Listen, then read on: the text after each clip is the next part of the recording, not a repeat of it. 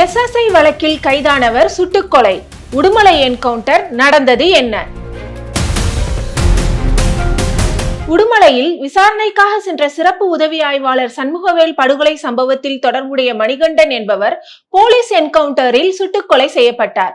இது குறித்த போலீஸ் தரப்பில் வெளியிடப்பட்ட தகவல்களை பார்ப்போம். திருப்பூர் மாவட்டம் உடுமலை தாராபுரம் சாலையில் உள்ள வாஞ்சிநாதன் நகரில் வசித்து வந்த 57 வயது சண்முகவேல் குடிமங்கலம் காவல் நிலையத்தில் சிறப்பு உதவி ஆய்வாளராக பணியாற்றி வந்தார். குடிமங்கலம் காவல் எல்லைக்கு உட்பட்ட சிக்கனூத்து கிராமத்தில் மடத்துக்குளம் தொகுதி அதிமுக எம்எல்ஏ மகேந்திரனுக்கு சொந்தமான தோட்டம் உள்ளது.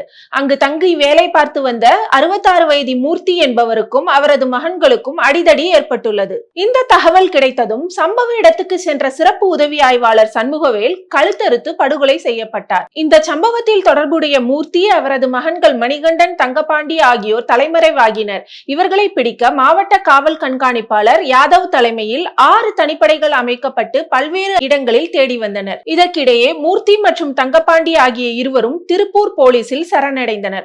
புதன்கிழமை இரவு தனிப்படை போலீசார் மணிகண்டனை கைது செய்தனர். இந்த மூவரிடமும் விடிய விடிய போலீசார் விசாரணை மேற்கொண்டு வாக்குமூலம் பெற்றுள்ளனர். இந்த நிலையில் வியாழக்கிழமை காலை 6 மணி அளவில் கொலைக்கு பயன்படுத்திய ஆயுதங்களை மறைத்து வைத்திருக்கும் இடத்தை காண்பிப்பதற்காக மணிகண்டனை அழைத்துக் கொண்டு போலீசார் சிக்கனூத்து அருகே உள்ள உப்பாறு ஓடையில் சோதனை மேற்கொண்டனர். அப்போது மறைவான இடத்தில் இருந்து அரிவாளை எடுத்த மணிகண்டன் உடன் சென்ற குடிமங்கலம் காவல் உதவி ஆய்வாளர் சரவணகுமாரை தாக்கினார்.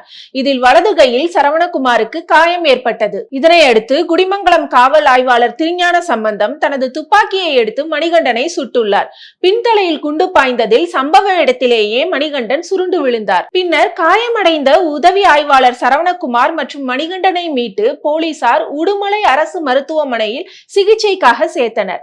அங்கு மணிகண்டன் உடலை பரிசோதித்த மருத்துவர்கள் அவர் ஏற்கனவே உயிரிழந்ததாக தெரிவித்தனர். இதையடுத்து அவரது உடல் பிரேத பரிசோதனைக்காக திருப்பூர் அரசு மருத்துவக் கல்லூரி மருத்துவமனைக்கு கொண்டு செல்ல போலீசார் ஏற்பாடு செய்துள்ளனர். வலது கையில் காயம் ஏற்பட்ட சரவணகுமார் தீவிர சிகிச்சை பிரிவில் அனுமதிக்கப்பட்டுள்ளார்.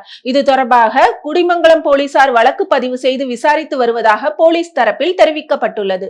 முன்னதாக உடுமலை தாராபுரம் சாலையில் உள்ள இல்லத்தில் சண்முகவேல் உடலுக்கு புதன்கிழமை மாலை தமிழக தலைமை டிஜிபி சங்கர் ஜிவால் மலர் வளையம் வைத்து அஞ்சலி செலுத்தினார். சண்முகவேலின் மனைவி மகனுக்கு அவர் ஆறுதல் கூறினார். பின்னர் DGP Shankar Jiwal, ADGP Davidson Devasirvatham உள்ளிட்டோர் சண்முகவேல் உடலை சுமந்து சென்று ஆம்புலன்ஸ் வாகனத்தில் ஏற்றினர். மின்மயானத்தில் போலீசார் 21 குண்டுகள் முழங்க சண்முகவேல் உடலுக்கு இறுதி மரியாதை செலுத்தினர். பின்னர் சண்முகவேல் உடல் தகனம் செய்யப்பட்டது.